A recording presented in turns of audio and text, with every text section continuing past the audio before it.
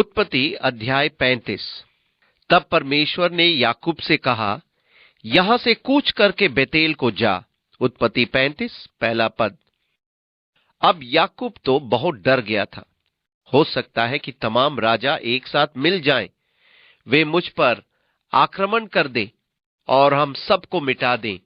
और इसलिए परमेश्वर याकूब से कह रहा है, उठ, बेतेल को जा और वहीं रह, और वहां परमेश्वर के लिए एक वेदी बना, जिसने तुझे उस समय दर्शन दिया जब तू अपने भाई एसाव के डर से भागा जाता था। तब याकूब ने अपने घराने से और उन सब से भी जो उसके संग थे कहा, तुम्हारे बीच में जो पराये देवता है उन्हें निकाल फेंको और अपने अपने को शुद्ध करो और अपने वस्त्र बदल डालो। उत्पत्ति 35 1-2। और इस प्रकार याकूब अपने परिवार में एक धार्मिक सुधार को ठहराता है। पराये देवताओं को निकाल फेंको, अर्थात हम अपने जीवित परमेश्वर के प्रति अपने समर्पण को फिर से दोहराएंगे और परमेश्वर में प्रति अपने आप का पुनरुद्धार करेंगे। याकूब डरा हुआ है। वो बहुत वर्षों से इस देश में रह रहा था। वो यहां बसने के लिए वापस आया था। और ये आश्चर्य की बात है कि समृद्धि के समयों में हम आत्मिक बातों पर ध्यान नहीं देते हैं, और फिर अनेक बातें और दिलचस्पियां हमारे हृदयों में मूर्तियां बन जाती हैं, और फिर ये सब बातें परमेश्वर के प्रति हमारी भक्ति और हमारे समर्पण से हमें दूर कर देती है, और हम अपने आप को इस आनंद में और इन लक्ष्यों में खोया हुआ पाते हैं। और जब ये सब बातें अंदर आ जाती है तो ये हमारे जीवनों से परमेश्वर के स्थान को छीन लेती है, और इसलिए यहां त्रासदी है। एक बार फिर ये उन्हें अपने समर्पण के नवीकरण करने के लिए उभारती है। अपनी मूर्तियों को निकाल फेंको, अपनी प्रतिमाओं, अपने पराये देवताओं को तोड़ डालो। आओ हम अपने आप को शुद्ध करें और अपने वस्त्र बदल डालें। अब हम बेतेल को जाएंगे, वही स्थान जहां परमेश्वर से मेरी भेंट हुई थी। हम वापस उस स्थान पर जाएंगे और एक बार फिर परमेश्वर से भेंट करेंगे। और कितनी ही बार परमेश्वर हमें हमारी प्रथम चेतनावस्था की ओर वापस बुलाता है। आपको इफिसुस की कलीसिया को दिया गया यीशु का संदेश याद होगा, जहां उसने कहा, स्मरण कर कि तू कहां से गिरा है, इसलिए पश्चाताप कर और पहले जैसे काम कर।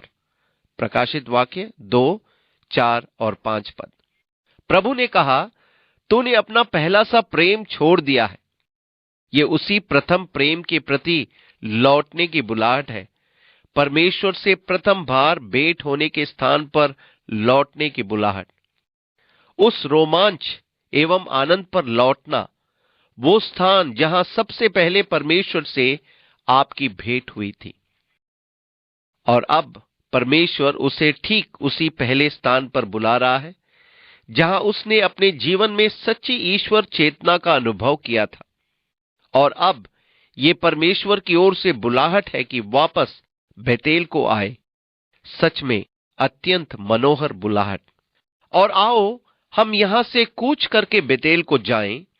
वहां मैं परमेश्वर के लिए एक वेदी बनाऊंगा, जिसने संकट के दिन मेरी सुन ली और जिस मार्ग से मैं चलता था उसमें मेरे संग रहा।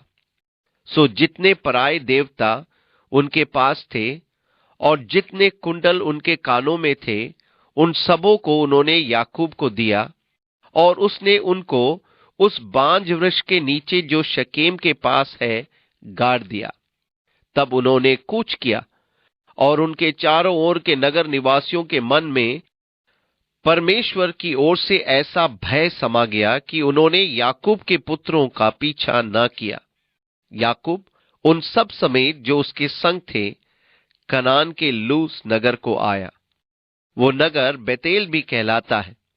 वहां उसने एक वेदी बनाई और उस स्थान का नाम एल बेथेल रखा, क्योंकि जब वो अपने भाई के डर से भागा जाता था तब परमेश्वर उस पर वही प्रकट हुआ था।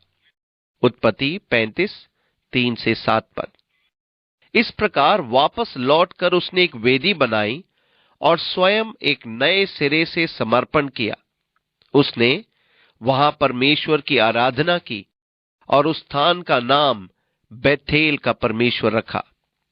और रेबेका की दूध पिलाने हारी दाई दबोरा मर गई। उत्पत्ति 35:8 पद। और ये तो आप जानते हैं कि रेबेका याकूब की मां थी, और जब रेबेका की मृत्यु हो गई थी तो संभवतः याकूब ने अपनी मां की दाई से कहा होगा, हमारे संग रहो। और इस प्रकार दबोरा याकूब के घराने में रह रही थी, और एक बुजुर्ग स्त्री होने के नाते उसे एक सम्मानजनक स्थान मिला होगा। संभवतः वो सभी जवान स्त्रियों और उनकी दासियों की अगुवाई करने वाली रही होगी। इस समय वो याकूब के साथ थी और अब उसकी मृत्यु हो गई। और बेतेल के बांज वृक्ष के निचले भाग में उसको मिट्टी दी गई, और उस बांज वृक्ष का नाम अलोन बकूत रखा गया। उत्पत्ति 35:8 पद। अलोन बकूत का अर्थ है रुदाली का बांज। इससे साबित होता है कि याकूब के कुटुंब में दबोरा को काफी अच्छा सम्मान प्राप्त था। फिर वो एक बुजुर्ग अनुभवी स्त्री थी, इसलिए उसके मरने पर भारी शोक मनाया गया था। फिर याकूब के पद्दनराम से आने के पश्चात परमेश्वर ने दूसरी बार उसको दर्शन देकर आशीष दी, और परमेश्वर ने उससे कहा, अब तक तेरा नाम याकूब रहा है, पर आगे को तेरा नाम याकूब ना रहेगा, तो इस्राएल कहलाएगा। उत्पत्ति 35:9-10 पद। और इस प्रकार परमेश्वर ने याकूब से इस्राएल बनने के उसके चरित्र परिवर्तन को पुनः प्रमाणित किया। फिर परमेश्वर ने उससे कहा, मैं सर्वशक्तिमान ईश्वर हूं, तू फूले फले और बढ़े, और तुझसे एक जाति वरन जातियों की एक मंडली भी उत्पन्न होगी, और तेरे वंश में राजा उत्पन्न होंगे। और जो देश मैंने इब्राहिम और इसहाक को दिया है, वही देश तुझे देता हूं, और तेरे पीछे तेरे वंश को भी दूंगा। तब परमेश्वर उस स्थान में जहां उसने याकूब से बातें की, उसके पास से ऊपर चढ़ गया। और जिस स्थान में परमेश्वर ने याकूब से बातें की, वहां याकूब ने पत्थर का एक खंबा खड़ा किया और उस पर अर्ध देकर तेल डाल दिया। जहां तक परमेश्वर ने याकूब से बातें की, उस स्थान का नाम उसने बेथेल रखा। उत्पत्ति 35:11-15 पद। अब दूसरी बार यहां बेथेल के क्षेत्र में परमेश्वर याकूब पर प्रकट हुआ और वाचा का नवीकरण किया, अपनी प्रतिज्ञा का नवीकरण किया। फिर उन्होंने बेतेल से कूच किया, और एप्रेता थोड़ी ही दूर रह गया था। उत्पत्ति 35:16 पद। एप्राता बेतलेहम के पास ही का क्षेत्र है। वास्तव में तो ये बेतलेहम का ही क्षेत्र है कि राहेल को बच्चा जनने की बड़ी पीड़ा उठने लगी। जब उसको बड़ी पीड़ा उठती थी, तब धाई ने उससे कहा, मत डर, अब की बार भी तेरा बेटा ही होगा।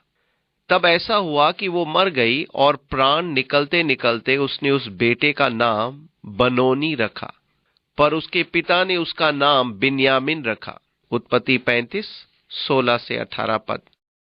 इस समय राहेल की आयु अधिक हो गई होगी, और अपने दूसरे पुत्र बनोनी को जन्म देने के समय मर गई। बेनोनी का अर्थ है मेरा शोक मूल पुत्र, पर उसके पिता ने उसका नाम बिन्यामीन रखा, जिसका अर्थ है दाहिने हाथ का पुत्र। पर जीवन भर उस पुत्र को शोक का पुत्र ही कहा जाता रहा, क्योंकि मां राहेल का देहांत उसके प्रसव के समय हुआ था। यूं राहेल मर गई, और एप्रेता अर्थात बेतलेहम के मार्ग में उसको मिट्टी दी गई, और याकूब ने उसकी कब्र पर एक खंबा खड़ा किया। उत्पत्ति 35:19-20 पद। अब यहां पर मूसा द्वारा कुछ टीका की गई है, क्योंकि बाइबल की इस प्रथम पुस्तक उत्पत्ति का लेखक मूसा ही है, जिसने तमाम वृत्तांतों को इकट्ठा किया था। अतः मूसा यहां एक छोटी टीका जोड़ता है। राहेल की कब्र का वो खंबा आज तक बना है। उत्पत्ति 35:20 पद। इस प्रकार वर्षों बाद, कोई 400 वर्षों के बाद, याकूब द्वारा खड़ा कराया गया खंबा वही विद्यमान था। इसलिए मूसा इसे इस प्रकार बताता है कि वो खंबा आज तक बना है। फिर इस्राएल ने कूच किया और एदेर नामक गुम्मट के आगे बढ़कर अपना तंबू खड़ा किया। जब इस्राएल उस देश में बसा था, तब एक दिन ऐसा हुआ कि रूबेन ने जाकर अपने पिता की रखेली बिल्हा के साथ कुकर्म किया, और ये बात इस्राएल को मालूम हो गई। याकूब के 12 पुत्र हुए। उत्पत्ति 35:21 और 22 पद। अब रूबेन कुकर्म में फंस गया। असल में वो याकूब का सबसे बड़ा बेटा था। उसका विवाह नहीं हुआ था। अब चूंकि बिल्हा याकूब की रखेल थी, तो वो रूबेन से तो बड़ी रही होगी, पर उसका रूबेन के साथ चक्कर चल गया। रूबेन ने उससे निकट संबंध बनाए और बस एक दिन सहवास करते हुए पकड़े गए। याकूब अर्थात इस्राएल को इसका पता चल गया, पर इस समय वो चुप ही रहा। उसने उसकी भर्त्सना नहीं की। सच्चाई में तो याकूब के पुत्रों के नामों के अनुसार उनके साथ घट रहा था, जिनका जन्म अलग अलग मां से हुआ था। परंतु पुनः जब याकूब के मरने के दिन निकट आए और उसे अपने पुत्रों को आशीर्वाद देना था, तब उसने रूबेन को छोड़ दिया, क्योंकि वो जल के समान अस्थिर था। वो अपने पिता के बिछौने तक जा पहुंचा था। इस प्रकार याकूब रूबेन के जीवन को अयोग्य चरित्र के रूप में लेता है, जिसने उसे उसके जन्मसिद्ध अधिकार और आशीष से वंचित कर दिया था। याकूब के 12 पुत्र हुए। उनमें से लिया के पुत्र ये थे, अर्थात याकूब का जेठा रूबेन, फिर शिमोन, लेवी, यहूदा, इसाकार और जबूलून। और राहेल के पुत्र ये थे, अर्थात यूसुफ और बिन्यामीन। और राहेल की दासी बिल्हा के पुत्र ये थे, अर्थात दान और नप्ताली। और लिया की दासी जिल्पा के पुत्र ये थे, अर्थात गाद और आशेर। याकूब के ये ही पुत्र हुए जो उसे पद्दनराम में उत्पन्न हुए।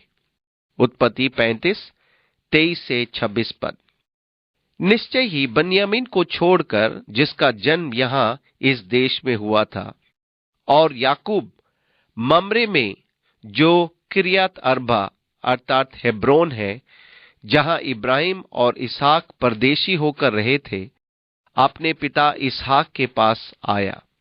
उत्पत्ति 35:27 पद।